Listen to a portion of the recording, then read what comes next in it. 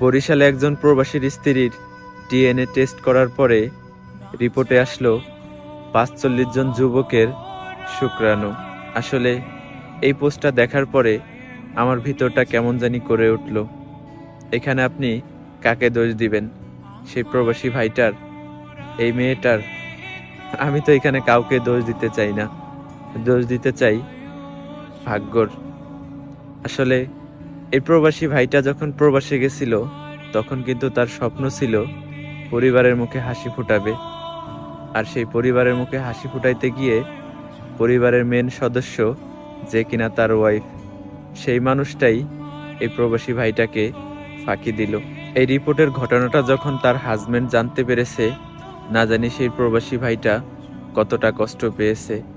শোনো বোন, সীমিত সময়ের মজার জন্য কখনো স্বামীর হক নষ্ট করো না। তোমার স্বামী হয়তোবা ভালোবাসার খাতিরে তোমাকে মাফ করে দিতে পারে, কিন্তু ওই উপর আল্লাহ কখনোই তোমাকে মাফ করবে না।